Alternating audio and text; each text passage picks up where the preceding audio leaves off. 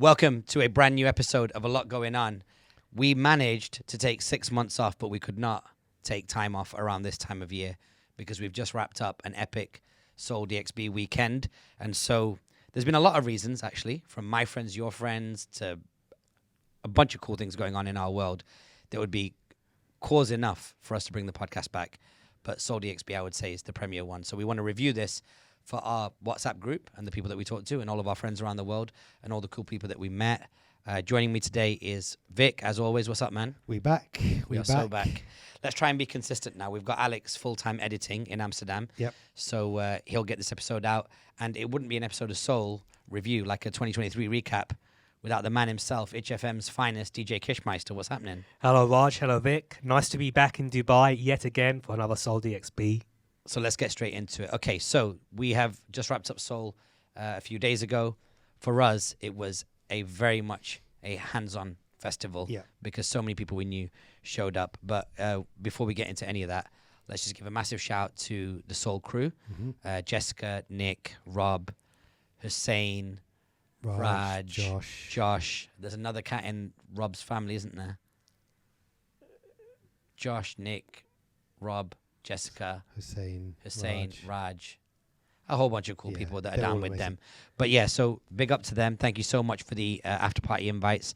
We really appreciate it. They are not a sponsor of this podcast. Everything we're going to tell you is 100% objective, having been to 5 or 6 SoleDXBs. But for us, we have to talk about it because we have our own audience, which is an awesome audience. And I think all of us around this table feel like Soul is like an important, it's kind of like probably the most important time of the year in Dubai. Nothing demonstrates that better, I would say, than the fact that on the Thursday before SoleDXB, I was in Honeycomb HiFi.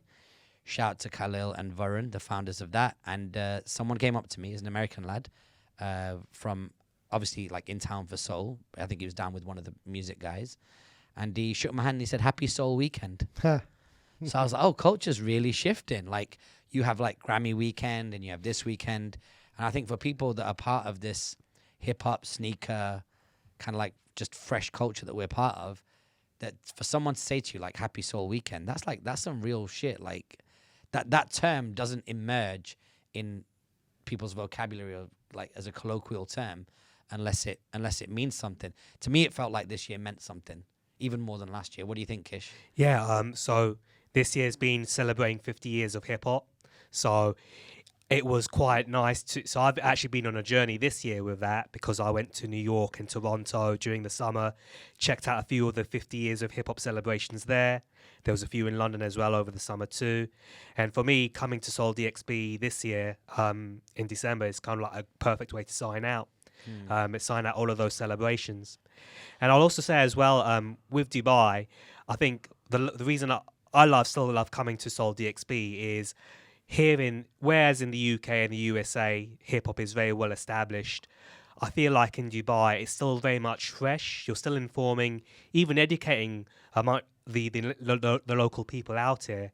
And it's kind of like catching a bit of that vibe, seeing how people respond to, say, something that we know that is very traditional or conventional for us.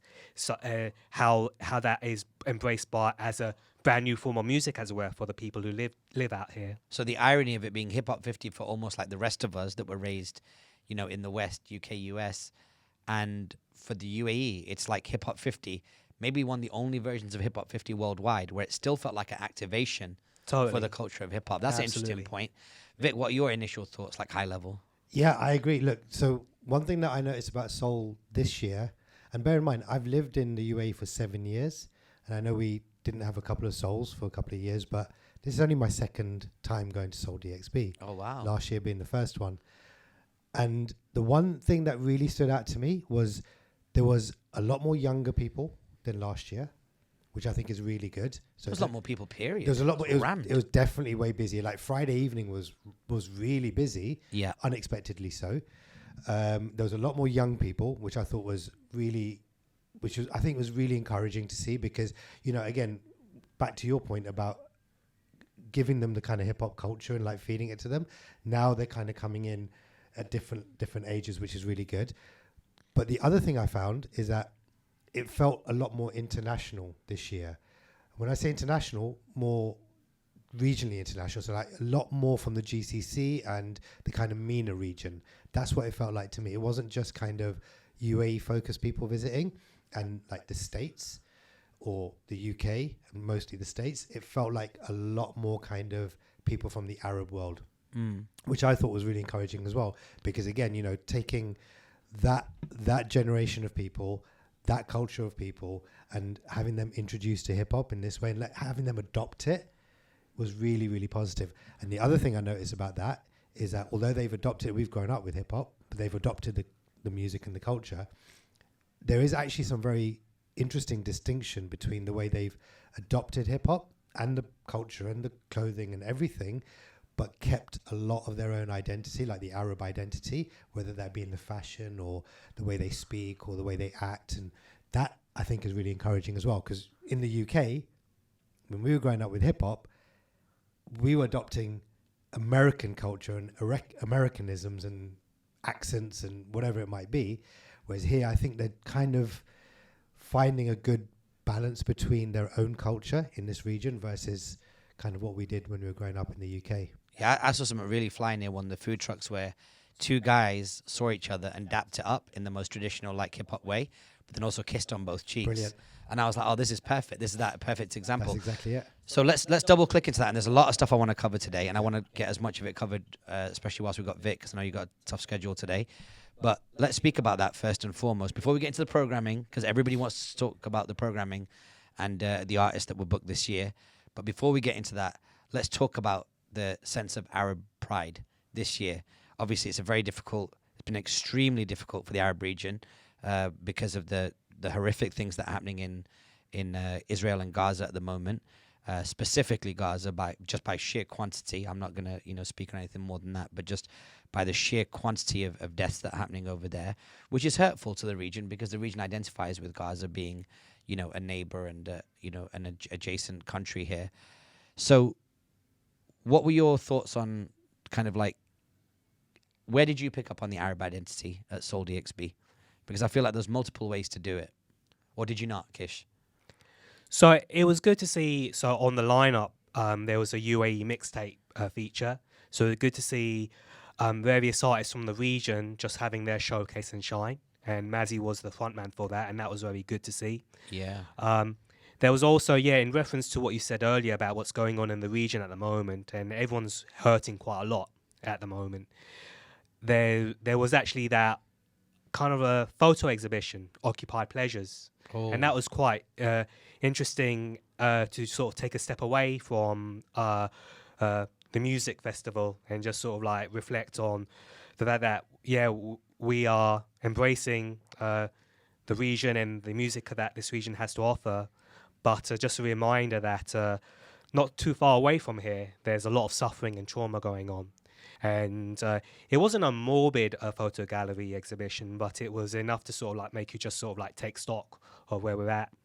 And aside from that, in terms of like the fashion and the food stores out there as well, that contributed to like the Arab region owning its own sort of genre of hip hop. Going back to what you said, Vic, is actually for Arabs and indeed even the French scene, the language issue. The problem for us is because we share the same language with our American counterparts. Yeah, it's much more easier for us when hip hop was emerging in the 90s and the noughties to sort of just follow their culture and their fashion as well. Yeah, much has changed now, I think, in the UK scene, but that problem doesn't apply for say scenes out there that have a distinctive identity and language. English is a second language. That's right. Yeah. French has always been, I think, the best flow. Hip hop wise, just to your point about French, yeah. What about you, Vic? Where were your markers on the kind of Arab identity? I mean, apart from the obvious, which is the people, because we're in the UAE. Excuse me. Actually, the fashion was the biggest thing. Yeah. And the fashion. So, one thing that I think drew, what was a good identifier was the fact that there was a lot of local stalls, like local brands represented. Yeah. And I think that's really encouraging. So that obviously gives it much more of an identity. Now, if you look at last year, the stands were way bigger. Lots of 2 stories, lots of flashing lights, music, sound, this person coming in doing that, and a lot of mainstream brands. But this year looked like they toned that down a bit and said let's push the more kind of local or Arabic brands. And I think that's the biggest thing that you can identify with. Like, that's the biggest identifier for me. Yeah. And I think that, again, that's very encouraging as well, because, you know, a festival like this, you know, you need the big brands, you know, you need the Adidas and the A6 and whatever, but you also want representation of whatever region you're in. And the local homegrown brands are a perfect example of that. Yeah, I actually feel like there was a real nice, the way that they'd set up the brands was cool, because you could definitely go to the rooftop of BMW. They did a great job. You could go check out A6. They even had Yango, this new map, and you can just go and hang out on the roof. And there's effectively nothing happening other than the fact that you get a bit of branding, which I thought was really, really smart. And on the top, you kind of look through these binoculars and you can see what the Yango interface looks like. I thought that was really cool. But for me, it was like the use of the local brands that Vic mentioned. I saw things where they just like cut the way through a very, very, very expensive Nike 2-piece jumper combo with tracksuit, but then they threaded in what looked like some sort of like Arabic carpet, and it looked so fly, these outfits. That was dope. And when you were walking around there and the shoe areas, they normally make a bigger deal of like the shoe markets, but it felt like a souk. Yeah. They actually built, it was very, very low rise. It was very, very small and cozy, even when you walk through the stores. So I thought whoever programmed the kind of shopping experience did a really good job. And I don't know of those 3 or 4 founders who programs that element, but it was really, really nicely done. And then of course as well, like, you know, you go around certain places and you just see like this massive like slice of watermelon on a wall where they made it easy for people. I think that's the genius of what Sole has done better and better every year, is that Sole is effectively, you're walking onto an Instagram movie set. If you are the kind of young person who's looking for cool content to put out, just walking around Sole will give you a year's worth of content. Do you know what I mean? The only thing that's the dependent variable there is the clothes you're wearing on the day. But people could even pull up in there and change clothes, and they can effectively walk out of there with a lookbook. If you've got like an iPhone 13 or above and a friend and a cool outfit, you can leave there with a lookbook, because they create so many like beautiful aesthetic environments for you to take pictures in. And it's also not annoying because SoleDXB is so big that it's not as if you're constantly like bumping into somebody taking a selfie. Everyone has their own space to make the festival what they want it to be. It reminds me of My Friends, Your Friends, in the sense that each individual person identifies the event as what it is to them, and it's great. It's like a platform.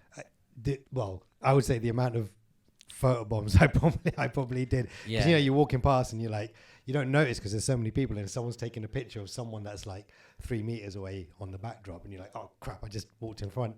Yeah. Just going back to the fashion thing, just very quickly, and like the Arab identity, is very reminiscent, and particularly in London, more so than like up north in Manchester, in the UK, of when Indians started to thread identity into Western culture. So this kind of fusion thing, particularly in the like, you'd remember, right? Of course, like the mid-90s, whether that be the music, the fashion, you know, sari, like taking sari cuts, or like Indian like chubbos, like the Indian traditional tops, and putting it over jeans and trainers, and you know, wearing it like that. So that kind of fusion thing. Yeah, what they used to call East meets West, East right? meets The British West, Asian movement. Exactly right. So that obviously started, you know, throughout the 80s, but like really kind of took a big curve upwards in the mid 90s, and particularly like with music and things like that. And I'm seeing that here, and that's really interesting to see, because that then provides. It's weird because we're, as Indians, we're not British. We're not like, you know, white British traditionally. So we're bringing our culture there. What they're doing here is they're bringing another culture into their own. So it's kind of the opposite way of doing it. Yeah. It's like if British people brought on, you know, Indian music kind of thing. It's different, right? Yeah. But it's interesting that to see that there's there's a lot of parallels and a lot of similarities in that identity and that cultural kind of fusion. Nice. Well, let's get into the programming. Big acts this year. Hip Hop 50.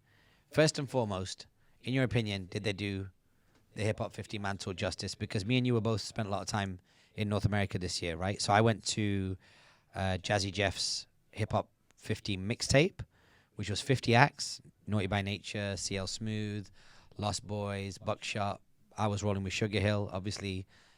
Shout out to the Sugar Hill gang and Melly Mel and Scorp. And of course, that does it justice. You're in the US, you're in an arena, you've got predominantly black people over 40 years old, some in many cases over 50 years old, vibing out and having a great time. It was a superb vibe. Did you feel like they managed to get across Hip Hop 50, Kish? That's right. Yeah, I think they did. I would say that it wasn't, the whole programming wasn't totally dominated by hip hop. So there were acts from other genres in there too. True. I also did want to point out that it was good to see a festival that celebrated veterans or legends of the hip hop scene, of the hip hop game, that weren't the usual suspects. So we've seen the likes of Nas and Wu-Tang Clan this year, and this is an opportunity for, say, the likes of Jadakiss and Busta Rhymes to get their shine, their own headline spot. Who was the best programmed? I think they personally, I just put it out there, I think they did a very good job of that. I know there's I've heard many people give many different opinions of how the music was programmed, but I think they did a good job on balance. But I'm an events guy, I know what the limitations are here. What do you think? Because when you just mentioned Jadakiss, I felt a shiver, which is I think Jadakiss might be the single best programmed artist at a festival in the region, period. Because Jadakiss put out an album called Top 5 Dead or Alive. He made that declaration as the name of the album before you heard the album. You heard the name of the album before you press play on it. So he's already saying he's Top 5 Dead or Alive. That album was exceptional, and it made it difficult to argue that he might not be in that top 5, top 10, you know what I mean, mark. That was way before COVID and him slicing up Dipset. To bring him here, I thought was an insane move. And he delivered. The set was brilliant. Yeah, he's still on fire. Unbelievable. He shredded through his intense lyricism, so he's still got it, definitely. And you got Technician the DJ thrown in. It was that's I'm not, when I say thrown in, no disrespect, that's his DJ, that's his tour DJ. But sometimes people tour without their home slice DJ, and this guy came out as well, and it was to even see Technician do his thing was special. Jadakiss's whole performance kind of symbolized the whole weekend in terms of celebrating hip hop, and he was so galvanized on stage. It was really good to see. A special feature as well when he brought out Ghostface Killah as well. Yeah, I think it was the Run track. Yeah, it was. Altogether, that was a great rowdy celebration there. That was a great atmosphere. What's crazy is we saw Ghost at the opening party at Rudy's Diner, and the record that Ghost played as he left the stage was Run, and Kiss was in the house. So I was like, oh, we're about to get it. I mean, I was videoing at the time and I was on camera. I was like, oh, it's about to happen now. And then it didn't. The record just, they played the instrumental and it was done.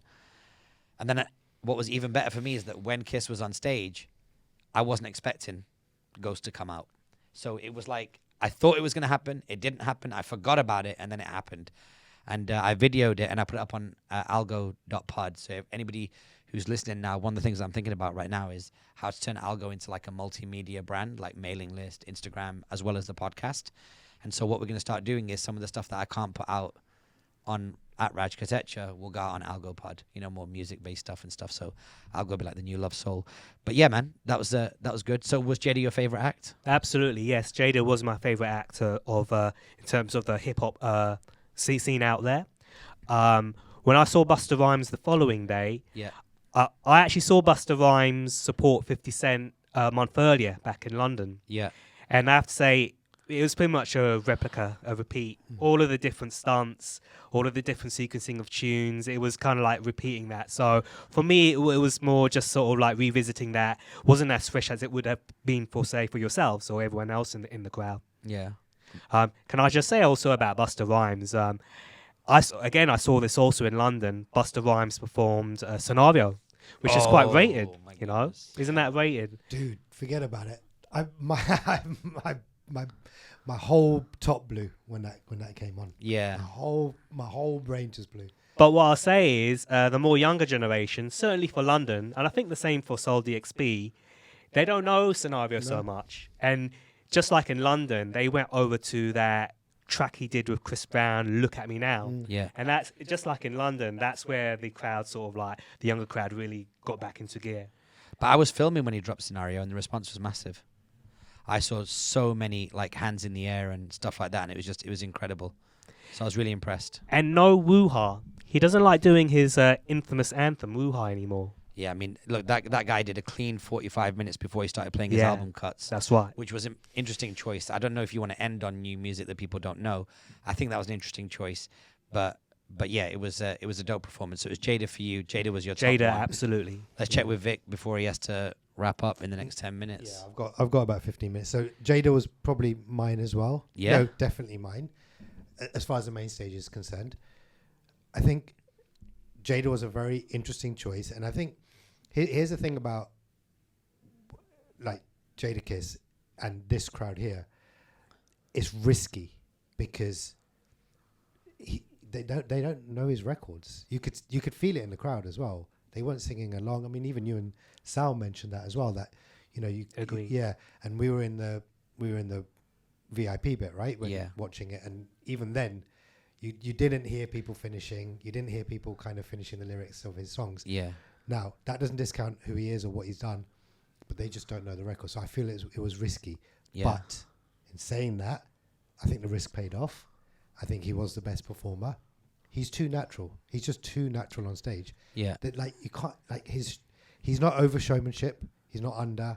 He's got the right pacing. His lyricism is just phenomenal. His breath control is amazing. Talking of breath control, I thought Lupe's breath control. Was it though? I feel like Jada could have finished more of his sentences. Yeah, but that wasn't to do with the fact that he wasn't out of breath. Yeah, like, but I'm just saying, that like, nothing to do with breath control. yeah. Yeah, but I think he might just not have realised that they didn't know his records. Yeah, no, but I don't think he'd have done it unless somebody. You said there was like 5 American guys right on the front row that were finishing his lyrics, so he might have just caught a vibe with them. But definitely in the VIP where we were, I was like, oh, it'd be nice if he took the sentence all the way to the end. But he's obviously registering based on him and 20 to 30 people, 40 people deep in front of him. Who would be finishing the lyrics? Yeah, So that's not 40 people, by the way, listeners. I mean 40 people deep. The Yeah. crowd was full. So that would be those people and Sal and Kish. Yeah, that would definitely be Sal and Kish. That would be the guys that are finishing off all the lyrics. But it was a dope performance, and I really liked it. Let's get into the weekend, top to bottom, and then work our way through the artists. So anybody who's listening to this has obviously probably checked out the programming, so we'll talk about each individual artist. We all saw different ones at different times. But for us, for me, the Soul Weekend started on, I want to say, Thursday night. Thursday night, Soul did this thing where this year Soul was more about like touching different parts of the city. I don't know what they called it, offsite or something. Offsite, yeah. Huh? Is that what it's called? Yeah. Yeah. Was it offsite or was it something else? Yeah, it was called Offsite. Okay. I'm pretty sure that's what it's called. Yeah, we can check. We can check the schedule. But are you sure it was called Offsite? I need to check out now. Like, I'm curious. Okay, listeners. We need to get you the right answer for this because the way they framed it was pretty cool. Off circuit. Off circuit. That's it. Yeah, pretty dope. So what they did is they did what a lot of kind of like more mature festivals do, is that they kind of went a little bit decentralized and started doing little things around the city to activate people. On the Wednesday night, they had the incredible DJ Snips from obviously from the UK, but now based in New York. Did an all vinyl set at Honeycomb HiFi. A lot of people in the house. That night, I went out with Russell Peters, who stayed in the UAE after collecting his Global Citizen Award at the Global Citizen Forum. So congratulations to him. And a bunch of cool people came through that night. Music was awesome. Food was delicious as always. If you've been to eating at Honeycomb yet, I'm not eating there, no. They've got these lamb gyozas. Best dish, like one of the best dishes in the city. And the drinks are cool as well. They've also got this other drink called the Pinot Noir, the bread and butter Pinot Noir, which is one of my favorite wines in the city. So that was a cool night. A whole bunch of like Ghostface's management team came in. They were saying that Ghost was going to come down, but for one reason or another he didn't. And that was a cool night. A nice little like pre-launch party.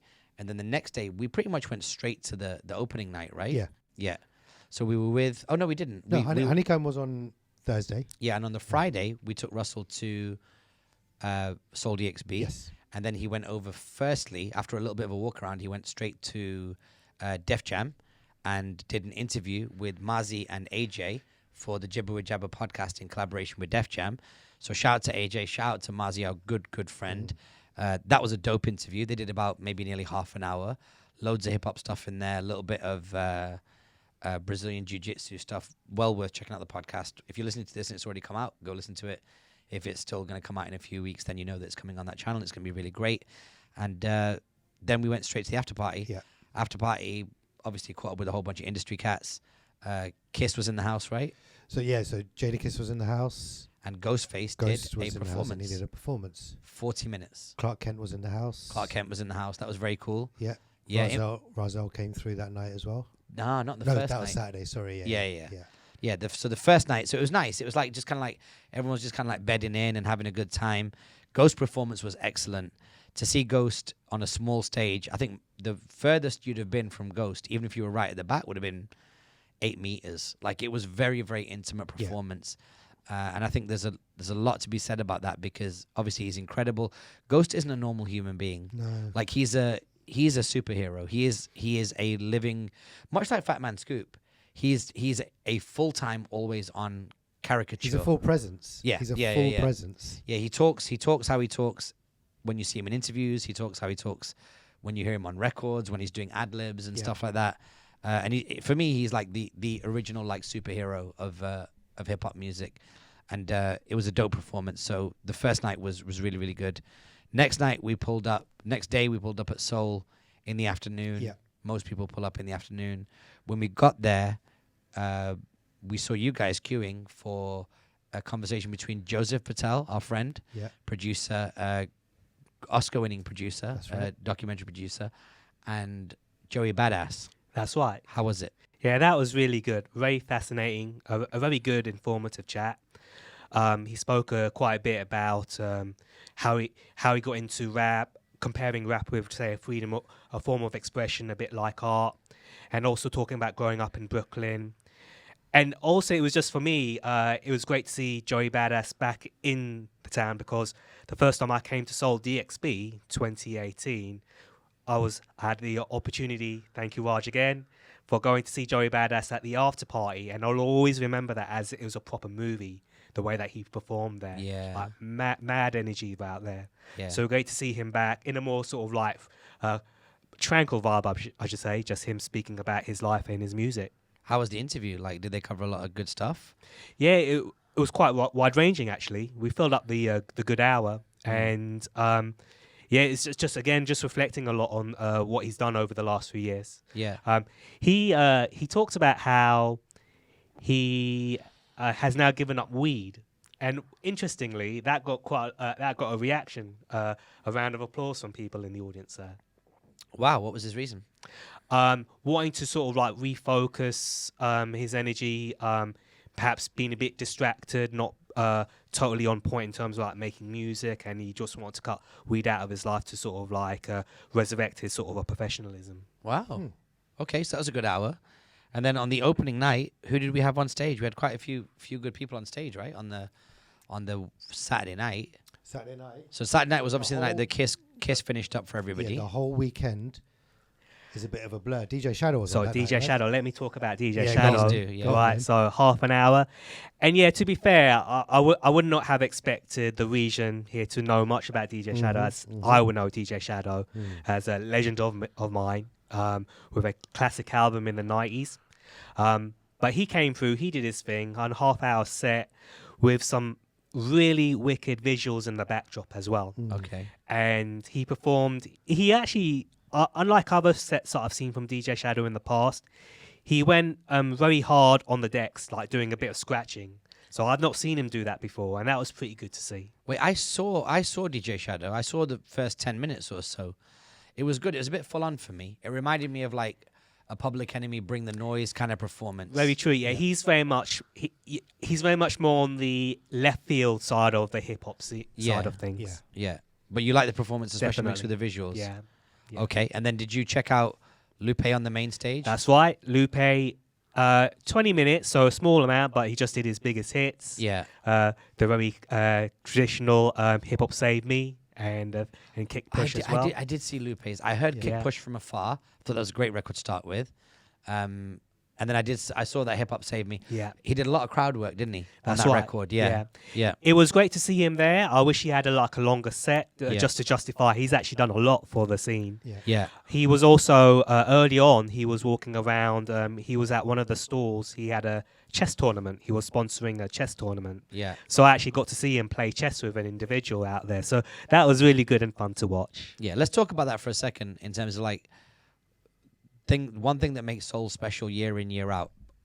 Untouchable, and it's a secret sauce that no other festival can really have, because it happens on the soil that is Dubai, which is the fact that you can literally be walking around on the cheapest ticket available at Soul, which is about, for those listening, about $100 or no, way less actually. No, actually no. Call it 275, 350 dirhams. So call it $100, about £80, and Lupe Fiasco can walk past you. Or DJ Clark Kent, the guy that discovered and fought for Jay-Z and the Notorious Big, will just walk past you. Changed hip hop. Yeah, and we'll talk, and he'll talk to you. Lupe will talk to you. I spent a bunch of time just chatting with him. He was in our section. Yeah. But any of these big artists, I've seen on previous years, I've seen Mos Def walking around with the people, no security. And I think that's one thing that makes Soul really, really special, because you're not going to see that in the UK, because people in the UK don't know how to act. You're not going to see it in the US because people in the US don't know how to act. And the fact that it's happening in the UAE, and it's not happening only for VIPs, it's happening for the cheapest ticket, the people. And I think this is one thing that, I don't know the Soul guys that well. I speak to them, once a year around this time. But I think those guys could actually release a $1,000 to $2,000 ticket. I really do. I think because think about this. In our business, we have to go to Soul. I buy tickets. Even though we get hookups and invited to these parties and other bits of access, I always make sure I buy my ticket, because for me, it's a chance to transfer some money to those guys for the hard work that they do. I think for $100, you're never going to get 3 days of programmed skateboarding, basketball, sports, like fashion, etc., and access to artists the way that you do. But heading into next year, a lot of businesses that are registered here in UAE will be able to buy their SoleDXB tickets as a tax write-off. And I think that's absolutely advisable. Even Sal, who was rolling with us, he was saying, like, I've made a bunch of, like, really, really good industry contacts, because if you love hip-hop, if you love the culture, if you love sneakers, if you love skateboarding, if you love basketball, if you love independent films, which many people in business do, especially under the age of, like, 55, it's very, very common, you're going to meet those people there, and you're going to immediately meet them on literal common ground. So I think they could, if they offered, a limited 100 tickets of $1,000 each, I'd probably buy one. If it came with like specialized catering, networking, other bits and pieces, different kinds of artist access, I would 100% be interested in that, because firstly, I'd buy it with the business because it's a legitimate business expense. Yeah. But secondly, imagine if you get all this for like a normal retail ticket. Imagine what you could get if the guys that are behind Soul programmed a really high-end VIP experience for you. And I don't just mean like free drinks and a free bar and all that kind of stuff like you get at Coachella. I mean like a legitimately curated experience. You can have like what they have in arenas, right? You have corporate boxes, so you can have this kind of upper tier of VIP don't like area. That for me is like a chicken coop. It's no, like I'm you're not talking excluded. about it being up there. I'm talking about you have a space where you can go. So it's kind of like lounge access. Yeah, but that's you and your people. I'm talking about like a select 150 people. But what would they get for 1,000 dirhams? And like different catering and open space to network, maybe guest lists and profiles of people where you can be like, okay, yeah, like these are the people that are in the city that between us, we've put up $150,000 of ticket costs. And yeah, we get some catering and some better wine and some other bits and pieces, but like... But that's the point. Where would you get that catering and better wine? It'd have to be in a separate area. Yeah, it'd be in a separate area. But to your point about having a corporate box, you buy the corporate box and you walk in there with your people. No. I'm not talking about like, it's specifically I'm like the way that they have corporate boxes is a separate area. Yeah. It doesn't have to be for one corporation or one company, but that's just the area. Let's call it the VVIP or the premium ticket or whatever you want to call it. You can't call it a platinum ticket because it's a platinum list, but that would be the area where they could go in and dip in and out.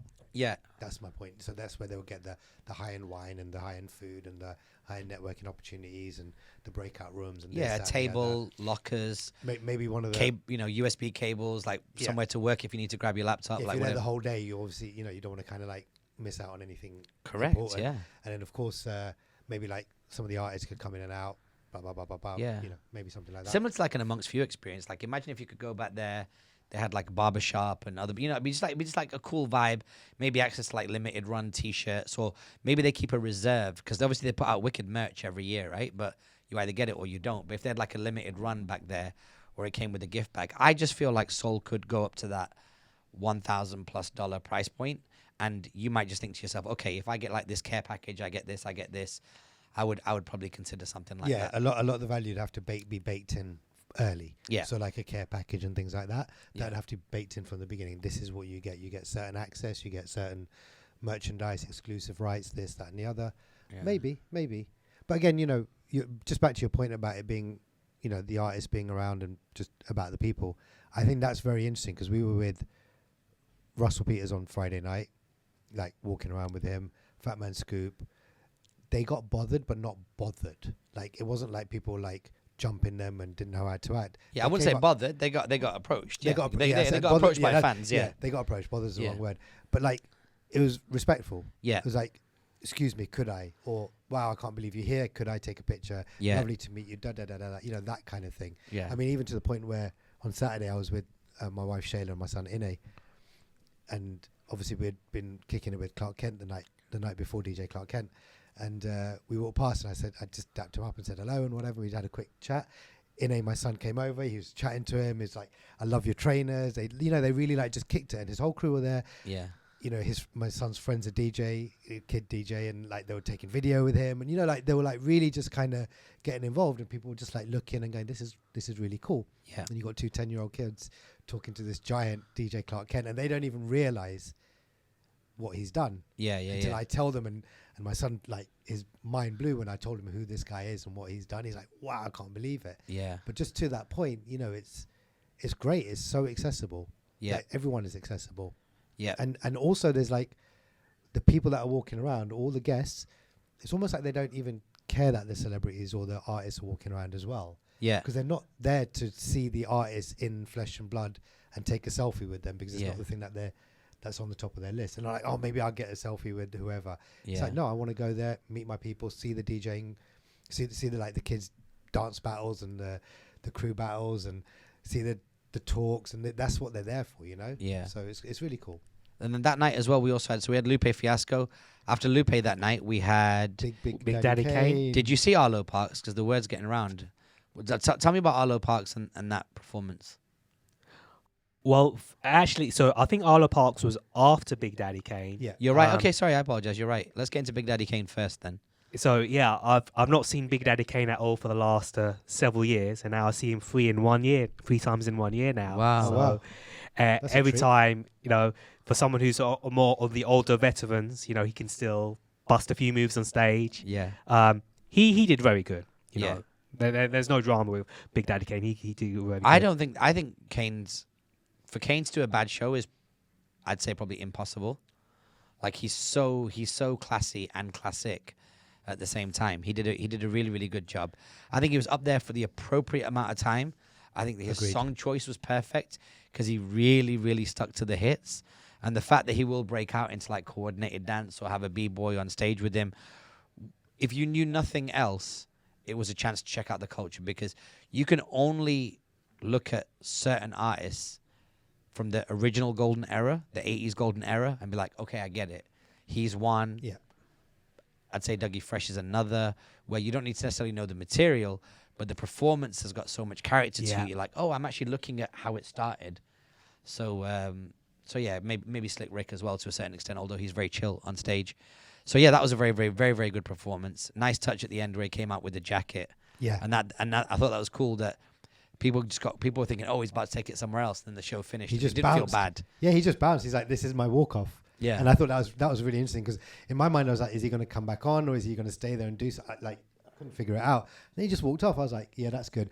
But I would say about Kane, you know, he said he's classy and classic. We also mentioned this in some other words, but he's super confident. Like, his confidence level, in fact, it's more than that. He just knows who he is. Yeah. And he doesn't take advantage of the fact of who he is. It's not like an obnoxious thing. Yeah. He's confident with it, and he just knows who he is and what he is to hip hop. And he just plays that so well. and I think that comes across on his stage. I think with Kane, he understands that even if he's in another country with predominantly younger people, he's got the belief that if you give it to them pure, they'll get it. They'll get it. I think that's what he's banking on. And we've seen it before. We've never actually had the privilege of seeing him outside like a market.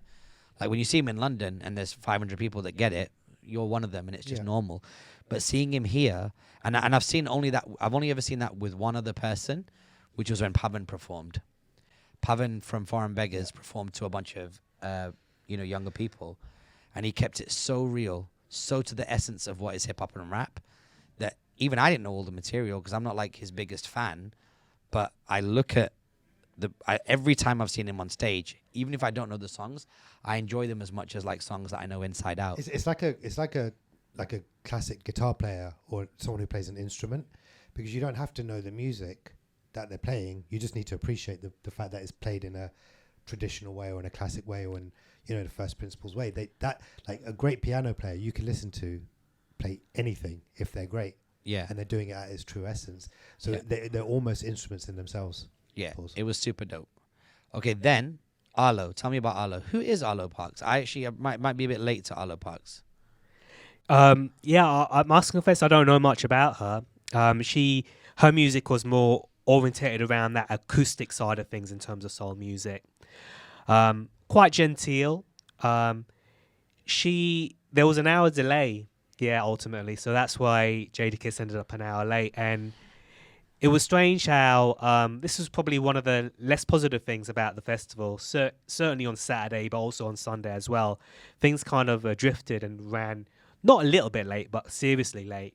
And there were times where when things were running late, I think it was because they were trying to fix sound issues for the next band. So in this case, it was Arlo Parks. Like there were times where the DJ set was cut short, or there was like silence while they were working through band issues. So that was a bit of a shame. In terms of the sequencing, I think with Arlo Parks, very acoustic, very tranquil, very gentle music. I felt that in terms of sequencing, I think that could have been done a little bit better on the Saturday evening. So bring it earlier in the evening? Yeah, and I know that may come across as a bit bad, as saying you want like the more energetic acts to come through later on. Not necessarily so, because we've had like Georgia Smith last year who headlined. So. And previously, she did the opening night. She didn't headline. She just did an acoustic set, didn't she? Oh, you're right. She did do the main stage. Yeah, she did the main Saturday, right? That's what. Yeah, you're right. So it can be done. I just felt Arlo Parks more acoustic. So I felt it deserved. It could have been sequenced a bit better. Okay. Do you know what would have fixed the sequencing? Like that, what you just said. If they had the same sequencing, but if just in between there wasn't any kind of technical issues. Yeah, that I think would have bridged all of those gaps. True. And you can then program it musically that way with the in betweens. And just on that, one person we do need to shout is Dijok, who was DJing the stage. Yes, our friend Dijok. Dijok is a staple part of soul at this point, because I've seen her there many times. Yeah, every year. But to see her go from like brand activations and rooftops right through to hosting the main stage and doing a workshop the next day as well. And DJing for Lupe. Yeah. She did a good job of DJing for Lupe. I spoke to her afterwards, and I was like, she goes, that was like a last minute thing. It was like, found out a week ago type thing. Yeah. You know? So she did an amazing job. I thought she was very good. It. Yeah, she's very She very rocked good. it. She's technically very brilliant. For somebody who DJs only on USBs, on CDJs, she's so native to that, and she does a really good job. And what I liked about Dijok, and even the next day, Do Up, but definitely more so about Dijok, because I just noticed it more on the Saturday, was the record selection was really, really smart. Dijok's a very good selector, and I think that you can have somebody she's technically good as well, but you can have somebody who's technically not great, but a great selector, and they'll get you through. Yeah. Whereas if you get somebody who's technically very brilliant, but a terrible selector, it's not enough. The selection is the most important thing. Reading that crowd and the selection, as we know. Yeah. All three of us are DJs. We know that's the most important thing. Yeah. You could literally just fade in and fade out at the very basic level. As long as the song selection is programmed in the right way, you can get away with a party. Her set had a lot of character, and she looked amazing as always. Toby Nwigwe. Again, where were you sat for that? I was at the front, but by the barricade. Yeah. So you were pretty much at the front most of the time. All of Saturday evening. Yeah, that's right. So how was it? That's a very art-driven visual performance. It reminds me of like, you know, it's something that happened post my Dark Twisted Fantasy of like it being rich, visual, theatric. I saw it from a distance. I saw it from the VIP. I quite enjoyed what I saw. I don't know his music material inside out. What were your thoughts? Yeah, the visuals really brought his music to life, and it was so you'll have like your core fan base out there in Dubai that perhaps don't know the likes of Big Daddy Kane or Lupe Fiasco, but would like to see the likes of your likes of Drake's or Travis Scott's or that kind of region of music. And I felt Toby kind of matched that bill for this year. Yeah. That's interesting. Brilliant. And then Jadakiss, which we've already spoken about, which was incredible. Then at the after party, we had DJ Clark Kent. That was the night that Busta came on one night early. Busta did a reasonably good job of doing a bit of hosting. Maybe a little bit too long on the chatting, and I think people noticed. But otherwise, you know, it was a good old set. And you also saw everybody rise. He performed Everybody Rise. I think I videoed it. You did video it, have, right? I saw you because yeah. Because I was like vibing to the record, and then I was like, hang on a second, Busta's left the section that we were in, and he's on stage and he's been doing hosting. Therefore, he must be rhyming to this record. And I just got to the visual part where I could see, and he'd finished. But I noticed you were recording it, so I would love to see that video because I'll have to find it. Yeah, but just on that, so Yasiin Bey performed. Oh, that night as well, Saturday yeah. Night before Clark Kent came on. Yasiin Bey came on, did like an hour, didn't he? Yeah, and he rhymed over one of Andre 3000's flute records. Yeah, it's just wild, and you know he did his experimental stuff. Yeah. So you know, people are in and out of that, but he's Yasiin Bey, right? He's amazing. So I didn't expect him to be there. I didn't know, so I was really gassed that he was there. I've only ever seen him live once before, so for me that was great. But then I did dip out a little bit. I was like, and then Busta was like literally sitting right next to us. Spliff Star came over, Busta's guy. So big shout out to Spliff Star. Always. Now, I don't remember the last time I saw him. It's probably been 13, 14 years, maybe 15 years. London, we hung out. Yeah, 10 plus years ago. Yeah, like definitely over 10 years. Straight away, remembered me. Oh, nice. He's like without even hesitation. Awesome. Yeah, and then I spoke to him afterwards, and I said, "Oh yeah, you know, we were hanging out." He goes, "Yeah, Landmark Hotel." I was like, "You just blew my mind. Like, it's a long time ago, and you think about the amount of people that." Yeah, well, for a guy who's called Spliff Star that has the lifestyle choices that he does, the last thing you'd expect is a solid memory. Yeah, and he had it. Yeah, he straight away remembered, and maybe because like I know you have a little bit more kind of. Yeah, I'm in touch with him. Yeah, maybe because we were together and he just did the association thing. Goes, oh yeah, of course I remember. Vic with Raj kind of thing. But you know, either way, so that was cool. Yeah. And then Jadakiss was back in the house that night as well. So super good. Actually, night. that was a good vibe, that party. Yeah, it's amazing. Like you can basically do, if you want, you can do 12 uninterrupted hours of partying at Soul. You can pull up there about 2:30 and leave there at 2:30.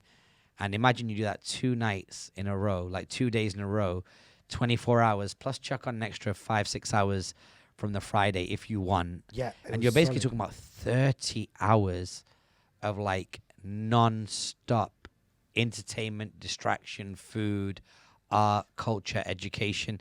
Then when you start thinking about 350 dirhams, you're like, hang on a second, I can go to SoleDXB for 10 dirhams an hour. It to me, I don't know what it is. And I'm not saying they should raise the price because I think the pricing is good. And obviously I'm coming from a privileged position, but I feel like it's extremely good value for money. It's super value. So I bought the second release of the discounted price. I can't remember what they call it, but like $450, right? Yeah, a ticket. And I bought 3 weekend tickets. Yeah, for me, my wife, and my son. Yeah, and although yes, we got access and for various reasons, and in theory, I didn't need to buy the tickets. Same as you, I feel like I have a responsibility as well to buy the tickets. Yeah. Because I'm not expecting access. I'm not expecting anything. It's not something that I'm reaching out for. I've bought my tickets way in advance, knowing I'm going to go no matter what for the whole weekend. Yeah. And even if my wife and son don't come every day, I'm still buying them a weekend ticket because A, I want them to experience it with me, and B, like you quite rightly said, it's worth it. It's just worth it. And what was also cool as well this year that I noticed is that I feel like AJ and Jibber and Mazzi got the podcast right this year. Yes. Like last year, they kind of messed it up in the sense that there was like, technical issues and some content didn't come out. That's fine. I think that's great. That's completely reasonable for the first year. But this year, the Jibber Def Jam stand was its own movie because like they had Technician the DJ. They had Fat Man Scoop. They had Russell Peters. They had Jadakiss. Ghostface. They had Ghostface Killah.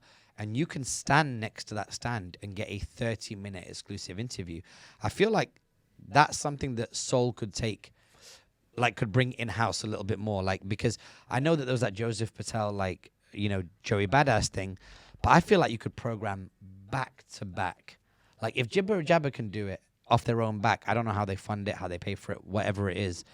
But, like, Soul could definitely do that. And I would 100% jump up there for one of those interviews, whether it's with one of our music friends or, with somebody that they decide. Like, I felt like that's something that they're under leveraging at the moment. I would love to see on the Monday after Soul just an eruption on a Soul podcast channel of all of the talks. Yeah, like, agree. I don't know today where to go get the Joey Badass, Joseph Patel talk. I do know that I would have watched it had the queue not been so long. And when I spoke to you and Sal, I was like, what's the capacity inside? They were like, it's not too big. I'm like, well, now what do I do? Do I go and eat or do I queue? So I feel like that opportunity is a really, really big opportunity. I don't know if they filmed it, but I feel like that's something that's I agree with get that. a bit more of. Yeah, I agree with that. I think, I agree. Mazzi and AJ did an amazing job of programming the interviews, and the actual interviews themselves were solid. Yeah. I was present for quite a few of them. And, but yeah, I think there could be a Soul podcast interview series that's just taken from the live and right. It's not, it has to be like this, but it's taken literally from the event, and you can have 10, 15, 20, 30, you can have loads, there's so many, and it doesn't have to be artists only. It could be, the artists, it could be business people that are in the music industry, adjacent industries that feed into the culture, sneakers, this, that, and the other. Anything. There's so many opportunities to do so. Food, I think food, like, you get someone like Najib from One Life On, who's... Did you try the falafel that he launched? No, so we got the chicken shawarma. Yeah. Well, I did. So just backstory. Our friend Najib, who is one of the founders of One Life, or the founder, him and his business partner Kelvin had this thing called Falafel for the People, which was just a bunch of like different open bread items, cheapest food there, 25 dirhams, street food. Will 100% like would have blasted away any hunger that you've got. It wasn't like, oh my God, I'm over full, but at any point it was like it hit the spot. Fresh pickles, fresh falafel, delicious food. I would love to hear him. Like, I would love to hear like a talk with him. Right, exactly, because it's food, it's culture. He's a hip hop head, as you know. Yeah. And he would be a perfect example of someone that could be interviewed about his experience at Soul, why he chose to rebrand and do falafel for the people, and what. I don't think he rebranded. I think it was just. I think it was just like a spin-off thing. Okay. Yeah. So whatever that is, but someone like him, and he's an example. But you could, which other executives could you invite? To the event, and then have part of their invitation be like, all right, we'll do an interview with you in front of a live audience, so on and so forth. So there's huge opportunity there, I think. Yeah, and I think I'd like to see more of that. I also, as always, like one place that's almost like a definite pass through is the AmongstFew stand. Oh, always. Did you go to it this year? Yes, I did. Yeah, not as big as last year's, but not as big as last year. Worthwhile checking. But did you feel the materials of the clothes? I didn't know. So I don't know what Precious is. It must be another AmongstFew from another part of the world. But they've done this collaboration with them, and really, really dope. They had these like really, really nice jumper series and like much heavier items than they normally have, but really, really nice. And it's funny, I was talking to one of the founders. I know the founders don't like being shouted out directly, but I was like, yo, like, climate change is really working out for you guys, because they had like jackets and stuff. And he goes, oh, it's winter somewhere. And I was like, oh, yeah, it's true, because people will come here, pick up a few heavier pieces, and then go back to like Georgia or London or wherever the case may be. Oh, big up to you as well for buying that jacket. I think that was a great purchase. The first day I met him, he bought this from Nike Town. I think it really suits him. Kish is wearing a nice, dope Nike jacket, which is like a oversized shirt from, like, do you remember like the 96 Stussy days? Yeah, Stussy and Spliffy days. Stussy's really making a comeback. That's in right. this region, man. Yeah. Like, is it? Yeah, there was like, there's Stussy everywhere, man. On the sneaker brand. On was there, yeah. Had On a was there. huge stand. Yeah. I didn't get a chance to even pull up there and have a look around. I know somebody from On. They came to my friends, your friends, at Sucre. But man, we should really like line up with them because their trainers are dope, especially for us in our 40s where we don't even need to like necessarily look the best. So Saturday night is done. Saturday night's done for us. The next day started at Rudy's Diner. So for those who don't know, Rudy's Diner is this kind of like breakout F&B bar, over 21s vibe with a stage. It's where Ghostface performed on the opening night. It's like a mini stage. Like, so you have the main stage. This is kind of like a mini stage area where they have certain acts come and perform throughout the day. And there's no barriers. It's all up front and personal. Like, you're basically with the people. We were with Rahzel. Shout out to our boy Lothar, who had us do some content for Rahzel, and DJ Precision. Great show. Yeah. What made Rahzel's show really, really special is I don't think there was anybody else who was in that beatboxing world. So it was the only chance you could get to see that. And I think that it's really good because when you talk about Hip Hop 50, you typically obviously talk about MCing, DJing, beatboxing, and graffiti, and breakdancing. Obviously, there's plenty of breakdancing.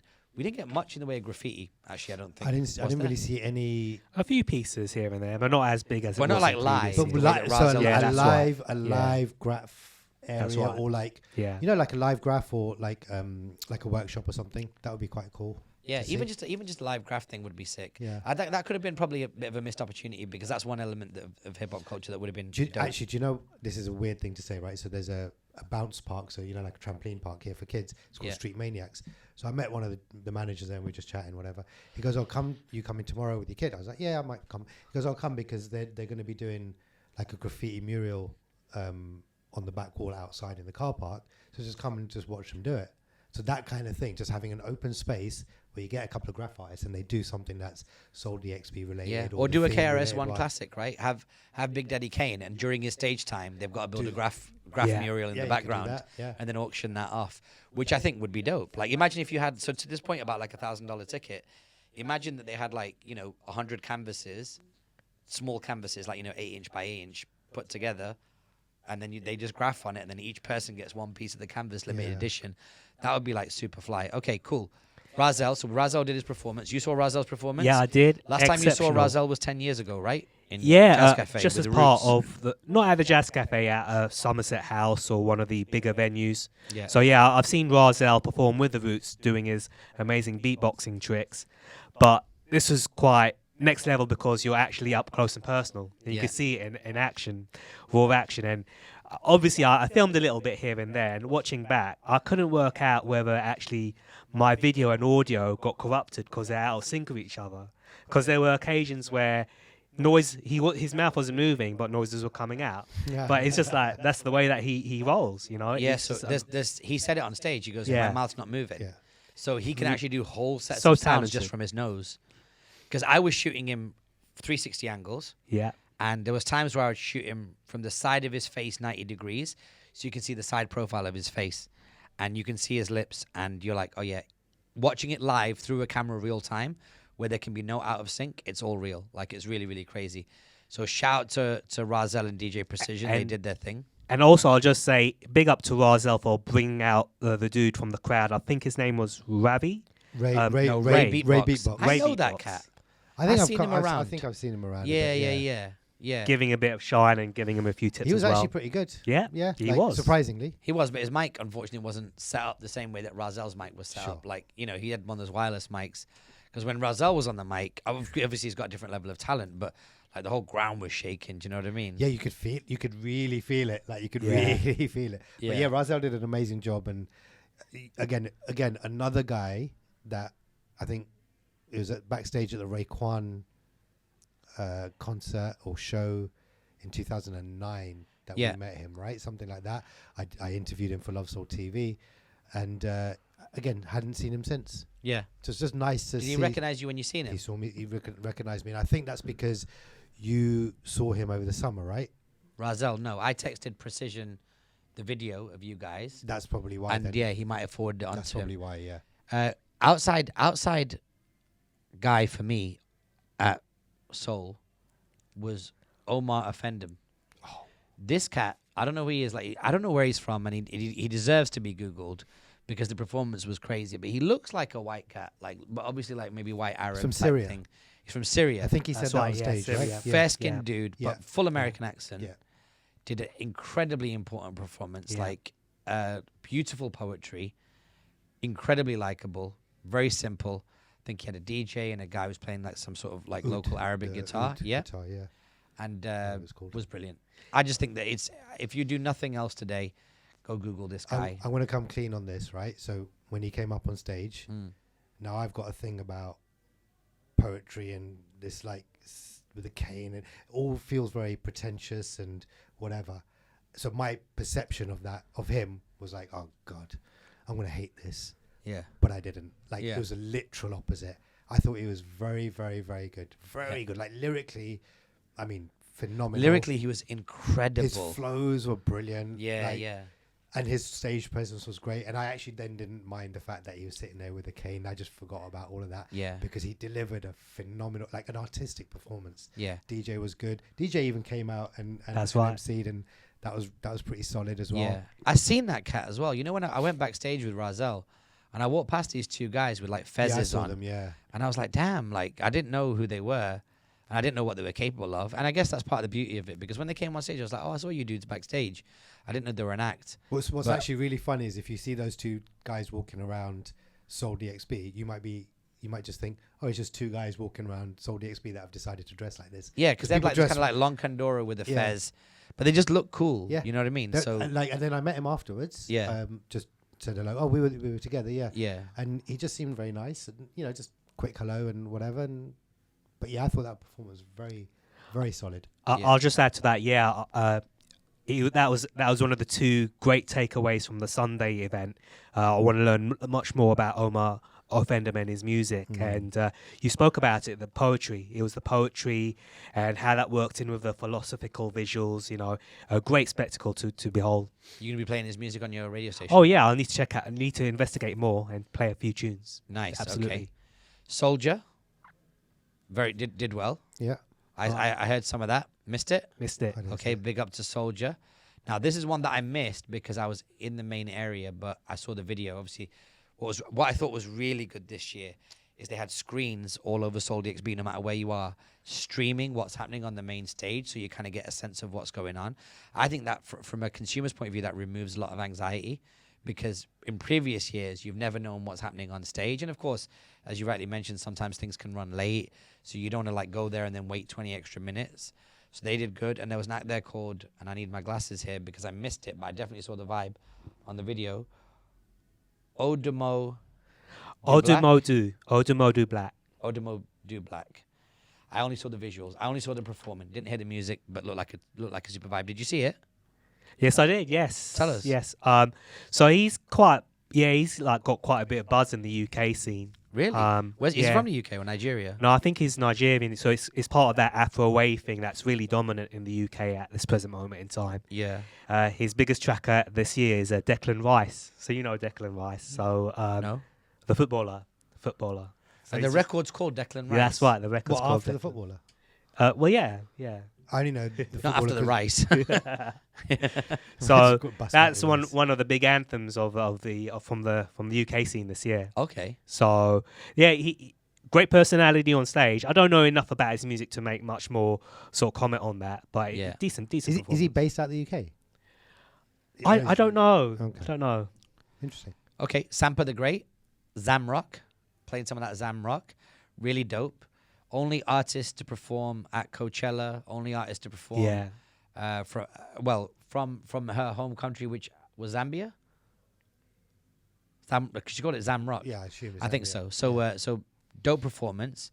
I think she had a sister with her as well as a backing dancer. And there's this moment where they broke out into like a little dance, not like it was a synchronized dance thing. It was very, very cool. Nice to hear that music. Bit heavy for me. I wasn't really in it. I think that whole weekend I wasn't in like a rock and heavy mood, which is the reason why like Shadows stuff and this was a little bit like, quite dense. So I didn't check out the whole performance, but I checked out a bit of it. Joey Badass I saw from a distance. I was actually at the Les Benjamins like hosting area when he was performing. Joey did his thing. Yeah. You watched it? You were in the crowd? Watched the whole thing. Yeah. I thought it was phenomenal. I thought it was almost on par with Jadakiss's performance. Yeah, nice. Yeah, I think his programming was really good. And you know, his programming is his song, his track list. His track list. But here's what was very, very interesting. I was speaking to Sal about this. Joey Badass is in between an old school artist like a Jadakiss and a new school artist like a Travis, like, well, anyone new. Joey sounds like, especially when he's on stage, he sounds like a combination between Mos Def and A$AP Rocky. Yeah. He's got that cool kid up and coming, right, talking about stuff, but he has got that Brooklyn classic, deep voice. Yeah. Right. And what's interesting about that is that he's like, he can work both kind of generations, right? As a result. And obviously when he came out, it's the same thing. But here's what's really interesting is that everyone in the crowd, or at least a lot of people in the crowd, will know more of Joey Badass's records than they will Jadakiss's. So he's less risky, but Jadakiss is definitely a better headliner. Yeah. But it's less risky. So I thought that was a good selection in terms of an artist. And one thing that I really loved about his set was his visuals. You were speaking about the visuals. Like, it was just amazing. Like, great visuals. And he did something about, you know, put your heart, like, do the heart thing, and then you'll see like flashes of hearts come on the back screen. Oh, the really kiss cam. Oh, the kiss cam. He did the kiss cam thing. Yeah. That was quite interesting. That was an interesting choice. The set design that they had this year, and like the digital inventory was beautiful. Yeah, like they had like 4 large panels, top to bottom, portrait. Then they had some panels up on the ceiling as well. It was, I think that really took it to a different level, especially when Busta was on, and we'll finish with Busta now. But like, it was incredible. Like the fact that they could really support these artists. I wonder how much like time and effort and money that took to pull that off. And again, for no real increase in the ticket price, like no material increase in the ticket price. I know I keep going on about the ticket price, but it's just that, like many of us, especially you, Kish, like you could have funded a country, like off the amount of money you spent on tickets. But like, I've spent a lot more for a lot less than that. You know what I mean?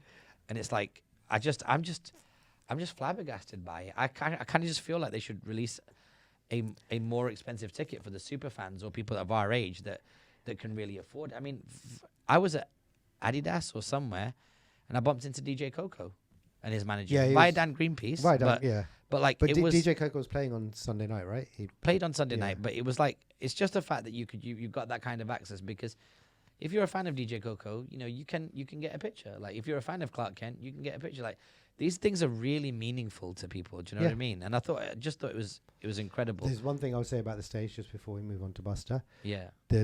I feel like the screens on the side, not the back screens, like for the visuals, the screens that show the performance, they could have been a bit bigger.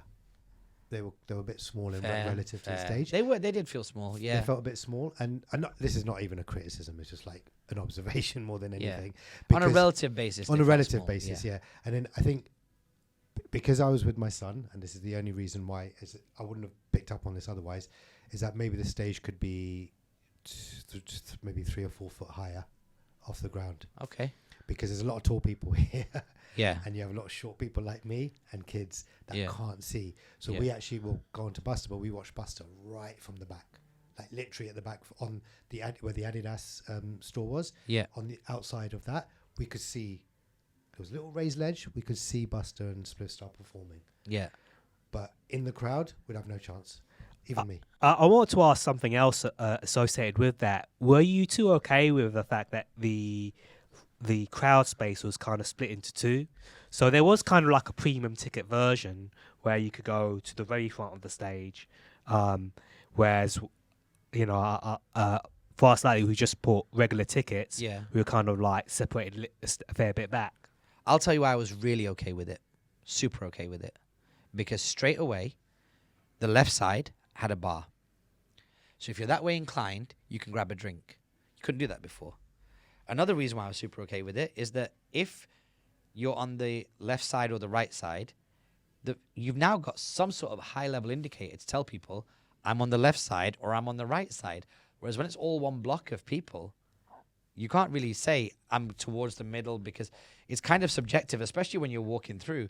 There's a number of times where I texted you guys and I'm like, I'm on the right side, and the DJ is at my 12 o'clock or is at my 2 o'clock, and I'm about 3 people away from the front barrier. So now you can make your way to the front barrier, get yourself to the place where the DJ's at 2:00, and and I could come and find you guys literally. That's based what he's on asking. that. That's Yeah, what you're he's asking. asking about the fact that it's split up, right? No. And then you've got that layer at the front for the so premium that's a bit, tickets. but just Totally fine. Yeah, the bar bit that was there last year. Oh, was it? The alcohol bit. No, but they didn't split the middle down the middle though, did they? Last year? There was a barrier right through the middle because it's an over 25, over 21 area. Oh, I didn't know they did that last year. Yeah, you can't mingle because it's a licensed area. Okay. So you literally can't have the kids there. That's why. But you were talking about the front of stage, but that's not a paid thing. It was. You overpay, yeah. So when the tickets came out, yeah. When the tickets came out, there's basically 3 layers. There's general population, that was $350. Then there was the VIP front of stage, which was like the $700. Yeah. And then you had the pit, and the pit is obviously for photographers and Jadakiss and other people like that. So if you're effectively in the VVIP section, like the premium area, the double price ticket, you're effectively where Jadakiss and the photographers are. But there is a steel barrier between you. But there was plenty of room. It was much more comfortable experience. And of course, you're probably within spitting distance of the artist at that point. I think that was a great idea. Maybe upon reflection, maybe I should have probably got that ticket. I think that would have been a vibe. Well, I didn't even know that was a thing. So it was there on the ticketing website. I'm not paying attention that closely, unfortunately. Yeah. But here's what I would say. I think it's fine because it's just normal. You just pay extra for VIP, like VIP access. They also got Rudy's access as well, didn't they, for that 700? Probably, yeah. I don't know. I don't want to say if that's true or not. But if I can say, you missed out one act I'd like to mention before you move on to the headliner, who also performed at Rudy's as well. Yeah, it was after Rahzel. It was the live band Kokoroko. Yeah. That's okay. right. Yeah. Thoughts?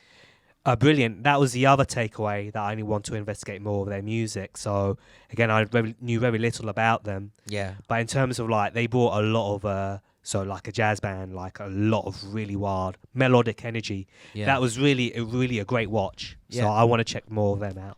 Well, you reminded me actually, because before Rahzel, you just talked about after, but before was ELO and Parvane. Yeah. So ELO's this cat that I don't really know, but I went to Honeycomb a month or 2 ago, and ELO was doing an all vinyl garage set, and it sounded beautiful. It was incredible. And I saw him performing back to back with Parvane, and Parvane was one of my favorite DJs of Soul 2022. She came on after us at AmongstFew, again USB sticks, and did her thing. But them combined was really, really good. And Parvane, I've seen DJing since she was in the first lookbook for AmongstFew, which might have been a decade ago now.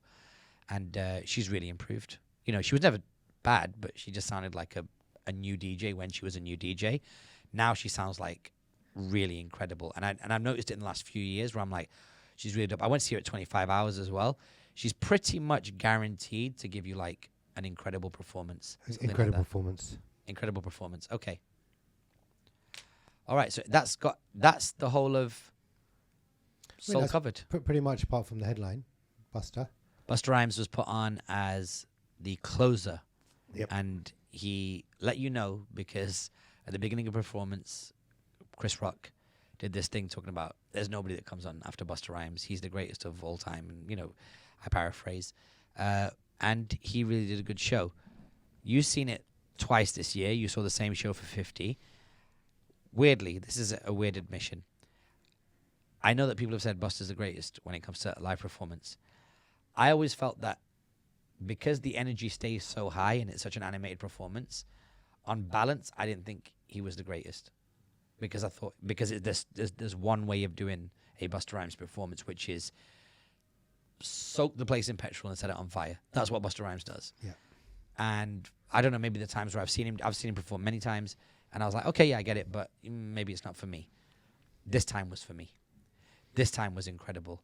Outside of a club environment, outside of a concert environment, with the full visuals, with the festival, with how much the people loved Busta and Spliff on stage and DJ Scratch tour, I thought it was an incredible performance. Yeah, I agree. Yeah? I think, like high Was energy. it your number one or Jada was your number one? Jada was still my number one. Okay. But marginally so. Yeah. I think they're just very different as well, right? But, yeah. But the reason that I thought Busta's performance was really good because he was, like the song choices again, very smart. Yeah. He went with the more mainstream hits, like not Woo-Ha or whatever, but when you consider Wuha against any of the other records that he performed, it's not a mainstream hit anymore. Yeah. So I think he did a good job of that. Everyone knows Busta, so that's good. I just think that he came in and out of the songs at the right time, at the right pace. He didn't stay in them too long. He didn't lengthen them out too much. There's a good cadence with the kind of, the whole performance in and out of the songs and out of songs. I love the little breakouts, little skits that they do. I think the energy was really good. I think they must have loved it because the skits worked. They really All of worked. them worked. Yeah. But the only thing that I would say is that I think Spliff Star's mic wasn't the quality. The audio quality of his mic wasn't very good. It was it was tinny. It was echoey. Oh, so okay. from the back at least, anyway. Yeah. So Busta's was beautiful, clean, deep. Busta. Yeah. And Spliff Star's probably just was maybe just a bit of that. But other than that, great. Scratch Tour was amazing. Yeah, Scratch Tour was amazing. Really on point. But like obviously they're polished. They're super polished. Yeah. They used. There was a special moment where he said, "We're not a team. We're a family because team can get traded. Family is forever." And when he said that, I think the crowd felt something special because it was just a dope thing to say. And then they used that in the wrap-up video on Soul's Instagram. One last one before I forget. UAE Mixtape. Who watched it? Of course. Yeah, Yeah, we was watched there. it. Yeah. So thoughts? I can't remember all of the acts, but there was someone that was really interesting, Maxi Z, Maxi, and he rapped really well. There was some great energy there. Tyab Santo as well. He's a guy that I've actually played a few tunes back in the UK on. So he was the guy that was rapping in a proper the Arabic flows. Yeah. So He's the one with the monkey on his back. That's right. He was the guy with the monkeys on his back. Yeah. And the guy that Tack as well. Yeah. Tack. Right. Yeah. So he was cool too. Yeah. Tack didn't work the stage as much, but Tack worked his voice a lot more. Like I thought Tack would be around the stage a lot more, but he just delivered. His movement was from his he was like just spitting. And I've seen last time I seen someone spit like Tack was many years ago at the Apollo in Manchester. I saw Exhibit, and Exhibit was about the delivery as well, about the breath control. So so Tack did a great job. I saw him backstage, introduced him to Rahzel. Tack's always just a good energy dude. Yeah, to I be like around. him. Like, Yeah. he's such a smiley young lad, Yeah. I like him a lot. I introduced him to my son in A. Gave him a lot of love. Yeah. It was cool. He can rhyme. He can definitely rhyme, that kid. Brooklyn. Moflo. Go on. Moflo. Moflo. I've heard the records. I like the records on stage. I like the way he performed it. I thought it was cool. He also took a risk on a new record, which I was like, oh, bro, don't do that. But it worked. So Moflo's, the sun was shining on him and AY that day. Yeah, I think so. And I think a lot of the crowd know him and his The crowd knows him, yeah. Locally, so he was well known. He was Music Act of the Year or on Time Out. Regional Act of the Year this year. So he's well known. Shout out to our friend Thingy as well, Travis. For getting the award, right? Yeah, best DJ. We've talked about him many times on this podcast, but big up to him. Obviously, they were all rolling together. Yeah. Beruz was in the house. Shout out to him. Jamie and all that, yeah. And then there's another act as well. It's Recipe. Recipe, yeah. Yeah. I don't really know Recipe that well, but I like their energy. Yeah. They were really good. I thought they were. They did one song, kind of like start to end, because there's 3 MCs, so they've got to do 3 sets of 16 bars. And I thought that was really interesting because it was clean. Yeah. They packed the song with as much energy as they could. I also noticed as well that they were doing like a lot of coordinated movements as well, which you don't see from acts here. I thought that overall UAE mixtape thing was incredible, but I do got to say this. Mazzi's the GOAT. Jesus, man. Mazzi as an MC. I mean, and I'm not saying this because he's my friend that's well known, and I'm not saying it because I think his album is album of the year. On my Spotify, his records are my highest played new records of 2023. So obviously the majority of my replayed records are Stephanie Mills and stuff like that, Raphael Sadiq. But the first new record, 2023 record, was from his album Ayak, Elucid. But Mazzi was incredible. He came out and did like 120 bars. It's on ALGO.pod if you want to go check it out now. It's a dope performance. And then he was hosting in between as well. And then Brooklyn was doing his thing. And Brooklyn is Brooklyn understood the assignment. Yeah, that's it. He got up there and he got busy. Yeah. I felt like I saw Brooklyn the day before. Yeah. And I was like, we didn't chat too much. Normally we chat a decent amount. And I was like, oh, I feel like he's focused. I feel like he's ready to just go up on that stage. He was on a mission, right? And deliver, It looked like he was on a mission, for sure. Yeah. There's nothing else. There's nothing else to add to that. Mazzi was phenomenal. Yeah. I mean, It's your first time watching him. First time watching him.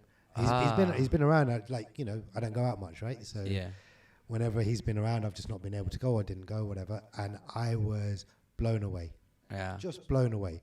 energy, breath control, lyricist, like just everything was just Yeah. on point. Like he could have, if you don't know him, like we Yeah. know him, so it's different. But if anyone in the crowd didn't know him and he wasn't part of the UAE mixtape, someone could mistake him for a rapper from New York, like a well-known rapper or an old school rapper from New York. Like he could well be mistaken for that. Yeah. Very well accomplished, his Well performance. accomplished, And I just want to say here what the UAE mixtape did with Mazzi fronting that along with Omar Offendum. It was great to see them sort of combine together to showcase what hip hop the region has to offer. So Yeah. that was really good to see on that day. Yeah.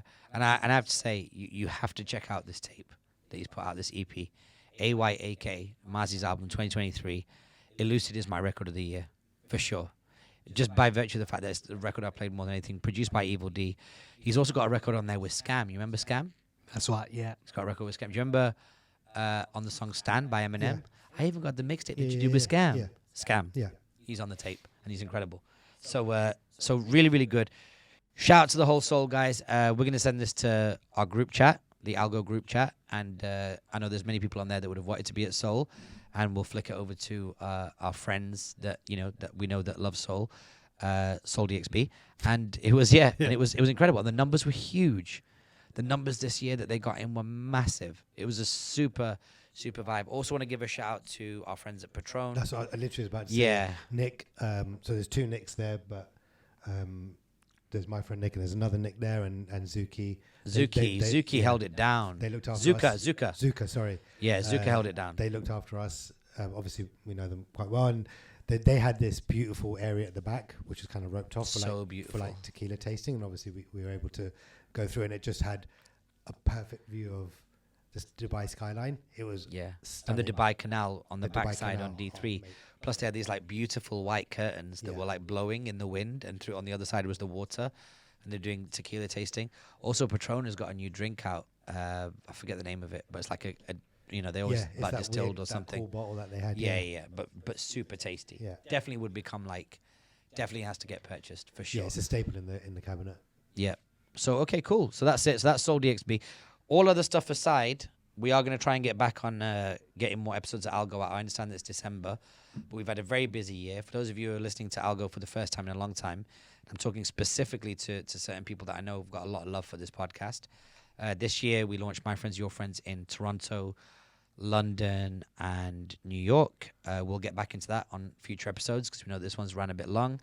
We'll be talking all about that. We'll be talking about stuff that we're doing at the Chart Institute of Marketing, this new studio that we're in, which is at Tara Rose Salon in Al Cruz. So that's TARAROSE, one of our clients. She's built a podcast studio in what can only be described as a mega beauty salon, where they do hair, they've got a barber shop, they've got an academy where you can come and check out and learn from them.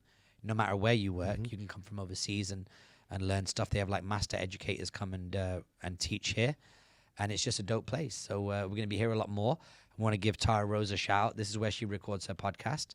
It's in the early stages at the moment, the Tara Rose podcast, but make sure you go check that out. And we also launched My Friends, Your Friends Pro with Raneem El-Skaf, co-founder of Prop.ai or Prop AI and multi-award-winning author Daniel Priestley. So a lot of stuff going on, so much stuff going on that we can't literally record a show called A Lot Going On, but we've staffed up and we're going to make it happen. So big up to Alex for editing this episode. He's going to get sent a whole bunch of files and be like, what the hell? But we're ready to go. And shout out to everyone that's been encouraging us all year round to get more episodes out. Shout out to Flo and all of our homies. Okay, cool. I think that's it. Anything else we need to do? Kish, thank you so much for taking the time at short notice to jump on.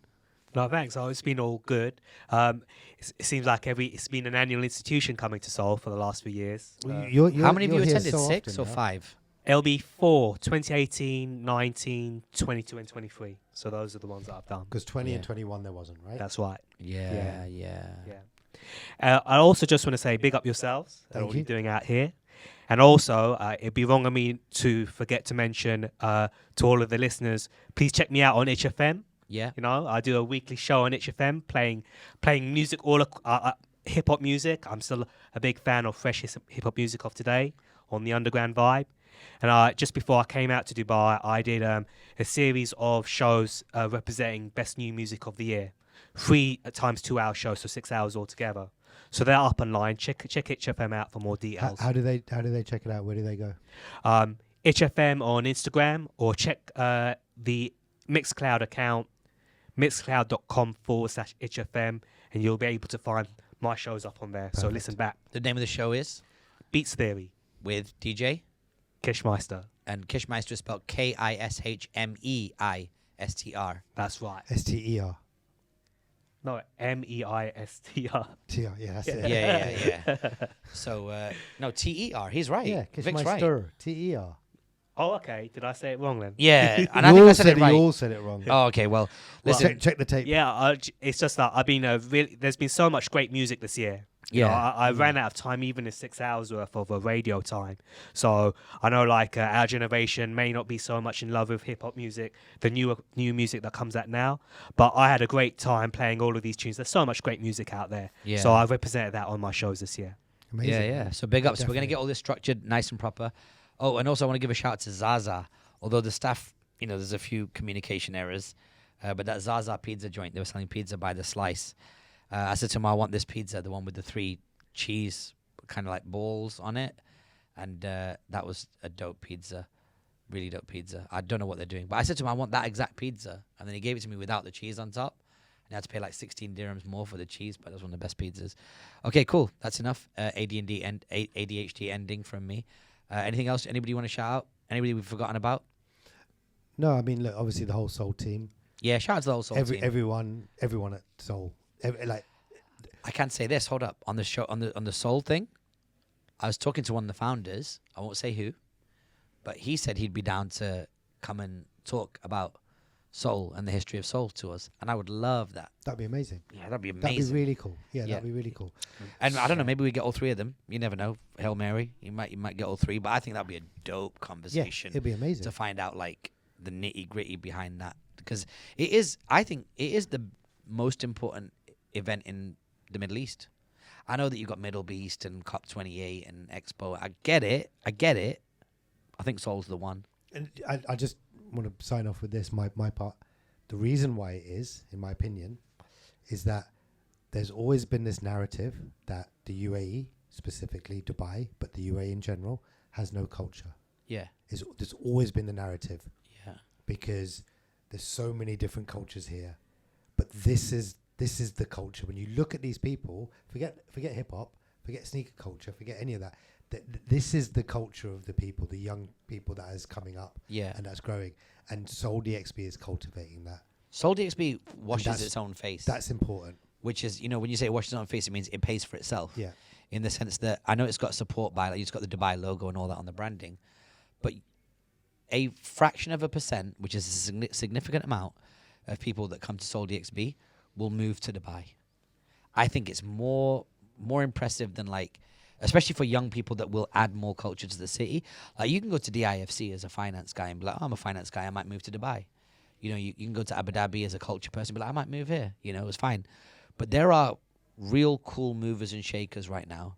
Shout out to our homie Diego from New York City. Like, our homie Diego is, for the longest time, was the producer of Ryan Serhant's web content. Ryan Serhant's a TV guy. And he's moved here. Not because of Soul, but I guarantee you that Soul was the first thing that he went to after moving here, after living a big, celebrity content life. And he was walking around Soul like, yo, this is the right decision. Moving here was the right decision. Well, it's funny because he walked in and he was gassed straight away, and he walked in late. Like, he walked in basically at the end of like 7:30 or something. Yeah. And at that point, we were with Fat Man Scoop, right? Yeah. And at Def Jam, and Fat Man Scoop was being interviewed by AJ and Mazzi, and that was his like entrance into Soul. And he was like, oh wow, this is amazing. And he got really like hyped off it. He loved it. Imagine you come from overseas, you're like, no dirt on the floors, no fighting, no belligerent behavior. The artists are walking amongst the people. He's walking around with thousands of pounds worth of equipment in his backpack, like and nothing to fear. Yeah, no, it was brilliant. And I was like, after Soul happened, I personally was just like, we got to get this podcast back on the road, because we've got no issue of talking about stuff. Anybody who attended, I hope you enjoyed the breakdown. If you've got your own thoughts, you can now engage directly with us. Head over to algo.pod on Instagram. We are checking that, and we'll be putting clips out. And it was just just an incredible affair. Thanks so much for listening wherever you listen to this podcast. Make sure you subscribe, definitely on Spotify, definitely on YouTube. We appreciate it. And if you are the type to leave a review, then do so over on Apple Podcast if you listen on there. Vic, thanks so much. Kish, thanks so much. And we'll catch you on the next episode, which will be soon. Peace.